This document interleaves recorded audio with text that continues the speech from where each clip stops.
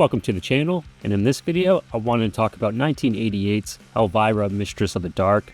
It's a fun horror comedy that I've come to really love after picking up Arrow Video's steelbook of the movie during the pandemic. I was somewhat familiar with the Elvira character. I'm not a child of the 80s, so my first real exposure of her was in the VH1 series I Love the 80s, where they had a bunch of people commentate on the pop culture of that decade. It's kind of similar to the recent In Search of Darkness docuseries. Elvira was a horror movie host that would commentate on B-movies, and her show aired on Channel 9 in LA before being picked up by NBC, and her show Movie Macabre was now being broadcasted nationwide. Her popularity continued to soar with beer commercials for Coors, so it was only a matter of time till she starred in her own movie, right? Well, actually, TV stars rarely crossed over into film back then. There was a big divide as opposed to now, where actors can go back and forth from filming TV shows and movies. The head of NBC, Brandon Tartikoff, was a firm believer in the Elvira character and created a film division, with Mistress of the Dark being the first project, and Roger Corman's New World Pictures was set to distribute the film. Cassandra Peterson, aka Elvira, had a comedy background, having been part of the LA sketch comedy group called the Groundlings. She would co-write the film with John Paragon, who was also part of the Groundlings, and has a cameo in the film as the cigarette-smoking gas station attendant that gets blown up. A third writer was brought in with Sam Egan, who was a television writer that previously worked with Elvira on an episode for the TV show The Fall Guy. He also appears in the movie as one of the kids' dads. You've touched a part of my son that nobody's ever touched before. I wish. One of their main goals for the movie was to explain some of Elvira's backstory, since the character had been around for years at that point, but never had the chance to divulge into why she was the way she was, and where she came from. The studio did have one demand, and that was to include teenagers in the film. They figured since teens were going to be their target demographic, so they should be represented in the film. The writers pushed back on it, but eventually they reluctantly agreed to do so. Brad Pitt auditioned for the role of Randy, but Cassandra said he was far too handsome and that her character would be more attracted to him than the character of Bob. The majority of the film was shot on the Warner Brothers backlot, and the town square in the movie has remained relatively unchanged, because I visited a few years ago and it was really cool to see. That town center was also used for one of my other favorite 80s movies, The Monster Squad. The premise of the movie is Elvira is fed up with her current TV hosting gig, and she wants to achieve her dream of having her very own Vegas show on the Strip at the Flamingo. But the only problem is she needs $50,000 to fund the show. That is until she gets a phone call that her great aunt has passed away and she's been left something in her will. So Elvira makes her way to Falwell, Massachusetts, and the car she's driving in the movie wasn't the one Elvira initially wanted. She asked the studio for a 1959 Thunderbird, but that was too expensive, and the car they ended up getting rarely worked. In the majority of the scenes you see Elvira driving, she's actually being towed. Like in the scene where the gas station blows up, they only had one chance at that shot, and luckily it all worked out just fine. So Elvira arrives in Falwell and attends the reading of her great aunt's will, but she doesn't get any money. Where's Bob Eubanks? He wasn't mentioned. Instead, she gets her aunt's poodle Gonk, a recipe book, and her dilapidated old house. Also present during the reading of the will is Uncle Vinny. The character was named after horror icon Vincent Price, who Elvira wanted in the movie, but for whatever reason, they couldn't get him for the film. Uncle Vinny is played by William Morgan Shepherd. I'm a huge fan of It's Always Sunny in Philadelphia, and I recognized him as the priest in the episode where we learned how Mac got fat. He's not the only cast member that appeared in that show. Lynn Marie Stewart has a small role as a waitress in the bowling alley. She knew Elvira from being a part of the Groundlings. She's a very funny actress and stole so many scenes in Sunny as Bonnie Kelly, Charlie's mom. Give me money. Money me. Money now. Me a money needing a lot now. Uncle Vinny ends up being the main antagonist of the film because he's desperate to claim that recipe book, which is actually a spell book. His intentions are to use it and become Master of the Dark. He also has two goons helping him in securing the book.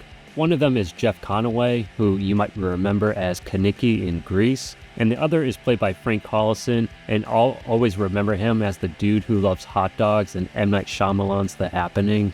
You know, hot dogs get a bad rap. Got a cool shape, they got protein.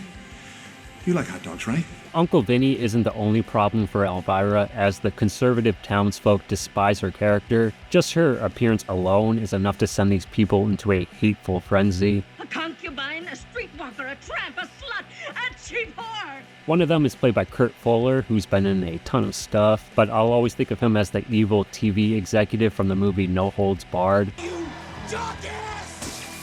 The local teens become infatuated with Elvira, and one of them is played by the Wizard Master from A Nightmare on Elm Street 3 Dream Warriors. You blew it! Did you see those gazookas? Unfortunately for them, Bob is the one that Elvira has eyes for. He's an affable hunk, and Cassandra wanted him to be a bit of a male bimbo, and actor Daniel Green does a great job in portraying that. How's your head? I haven't had any complaints yet.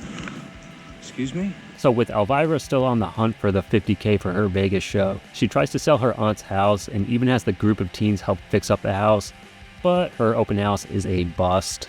She hosts a midnight screening of Attack of the Killer Tomatoes, but ends up getting tarred and feathered when she does a parody of Flashdance. After that, Elvira decides to cook Bob something while using her aunt's recipe book, and what she ends up cooking is what's known as the crock-pot monster. It's a really fun scene with a cool looking monster and features some great puppetry work, plus Bob's reaction to it is very funny. Elvira then learns that she's a descendant of witches and that she is destined to become the Mistress of the Dark, and that her mom sent her away when she was a child to protect her from her evil Uncle Vinny. Also in that scene, you can see Cassandra is playing her mother in that flashback. Elvira then decides to use her newfound magic to get back at the townsfolk at some local gathering, and she decides to cook another casserole, but she isn't able to create the same type of monster, but ends up getting everyone very aroused, and they end up embarrassing themselves. One moment in that scene that I like is when the old lady asks Bob to dance. Come on, stud, let's boogie. The townspeople who are seething after the picnic are convinced by Uncle Vinny that Elvira is a witch and that they should burn her at the stake. So with Elvira being apprehended by the town, Uncle Vinny is finally able to get his hands on the spell book. Elvira is able to escape being burned alive because her ring that was passed down to her by her mother is actually an amulet, and that she puts out the fire by making it rain. Meanwhile, Uncle Vinny starts to wreak havoc on the town, including turning a couple of people into pigs. So it's up to Elvira to stop him, and there's a nice nod to Rambo during their fight. You looking for me? He ends up taking a high heel to the dome during his pursuit of Elvira.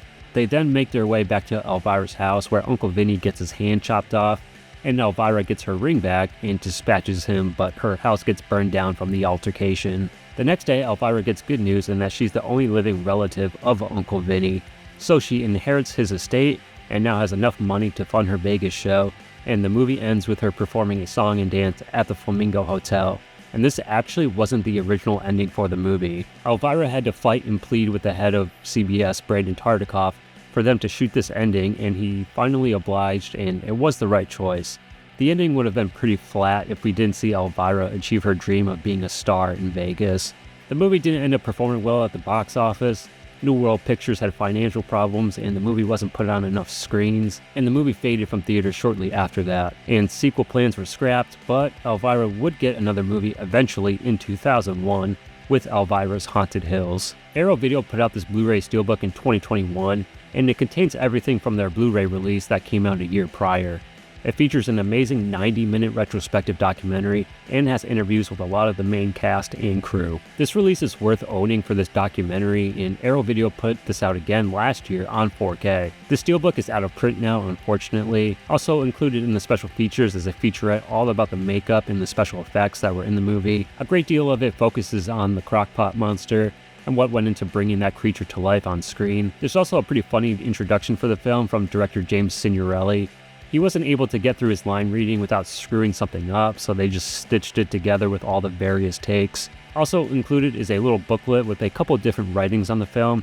There's a foreword by Sam Irvin, who was a huge fan of Elvira's and would actually end up directing the character's second movie. The second piece is written by Kat Ellinger, and she talks about the history of goth women in pop culture and the Elvira character's everlasting longevity. The third piece was written by Patterson Lundquist, and he talks about his history with the movie and his love for Elvira, and how by watching her navigate a world that wanted to ostracize her for being different, it made him feel comfortable with being different and staying true to himself.